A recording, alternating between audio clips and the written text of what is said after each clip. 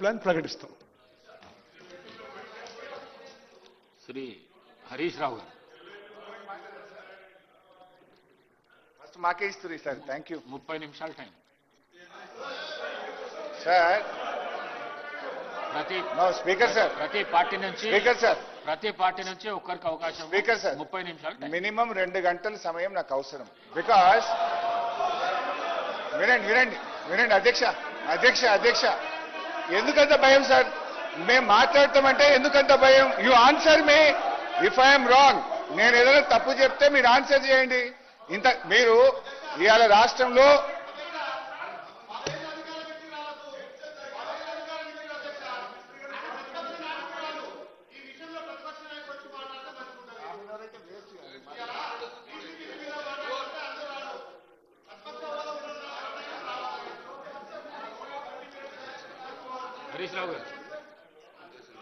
హరీష్ రావు గారు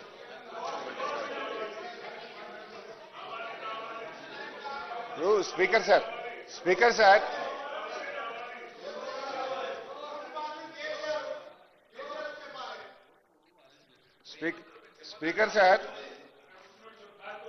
మేము అడిగేది ఒక్కటే విషయం.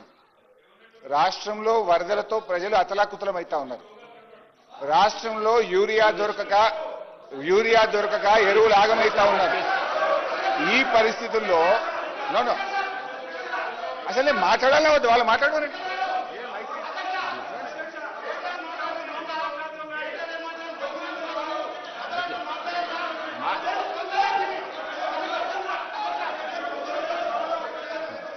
డీవియేషన్ కాకండి, మరి డీవియేషన్ కాకండి.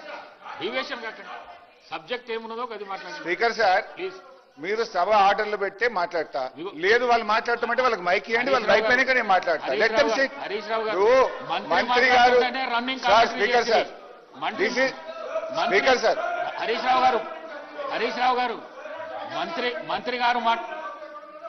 మంత్రి గారు మాట్లాడుతుంటేనే రన్నింగ్ కామెంటరీ చేస్తుంది. మీరేమో డైవర్ట్ అవుతున్నారు, సబ్జెక్ట్ డైవర్ట్ అవుతున్నారు. కాకండి. స్పీకర్ సార్ నాది ఒకటే సబ్మిషన్. మీరు ఈ సబ్జెక్ట్ మీద 4 రోజులైనా నేను మాట్లాడడానికి ప్రిపేర్డ్ ఉన్నా. మీరు రేపు ఆవలెల్లుండి రాత్రి 1 గంట దాకా మాట్లాడదాం.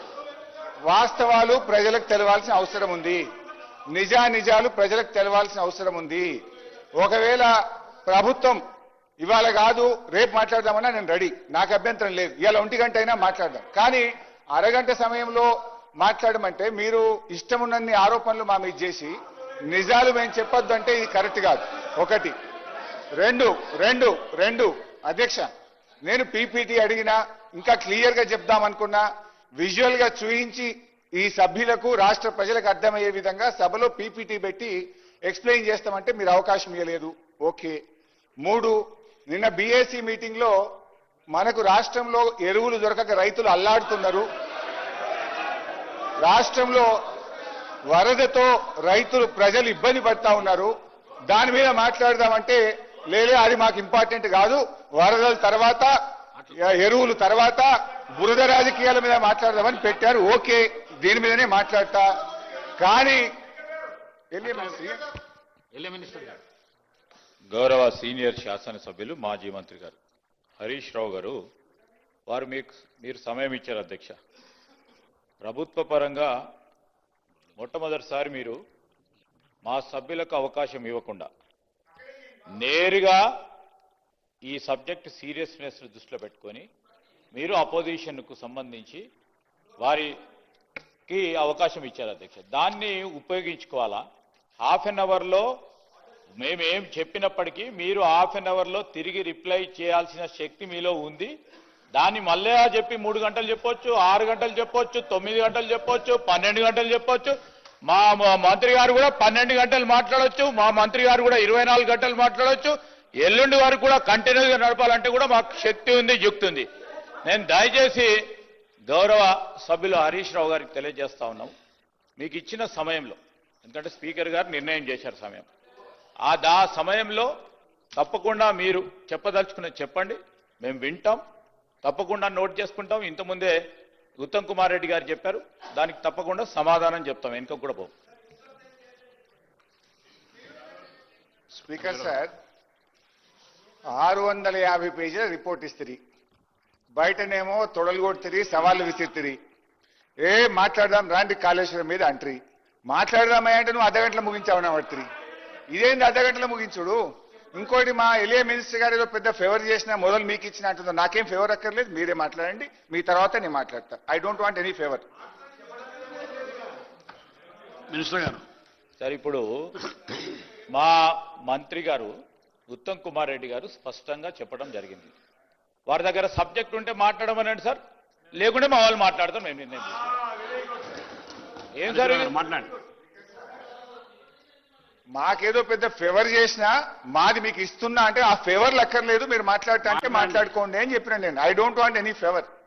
ఒకటి అధ్యక్ష, ఇప్పుడు 650 పేజీల రిపోర్టు మంత్రి గారు మాట్లాడుతూ ఘోష్ రిపోర్ట్ ఇచ్చాము, విజిలెన్స్ కమిషన్ గురించి మాట్లాడారు, ఎన్డీఎస్ఏ గురించి మాట్లాడారు, తాను కూడా కొన్ని ఆరోపణలు చేశాడు. I should speak on everything.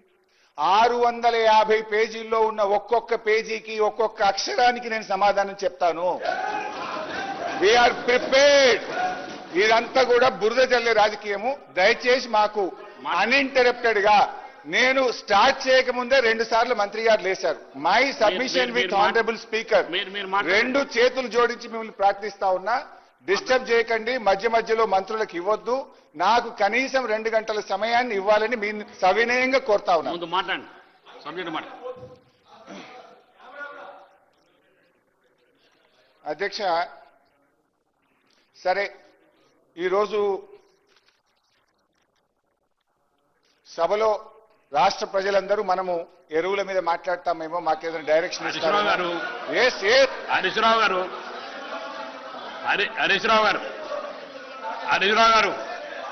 మీరు మీకు ఇచ్చిన సబ్జెక్టు కాళేశ్వరరావు మీద మాట్లాడామని, మీరు ఆ సబ్జెక్టు ముందు యూరియా ఉంటే తర్వాత వేరే లైన్ మాట్లాడి మీరు ఇది మాట్లాడండి. ముందు మీ సబ్జెక్ట్, మీ టైం అంతా ఇట్లా అయిపోయి మళ్ళీ ఇంకా సమయం తర్వాత ఆడితే ఎట్లా? మీరు దీన్ని మాట్లాడండి, మీ సబ్జెక్ట్ మాట్లాడండి.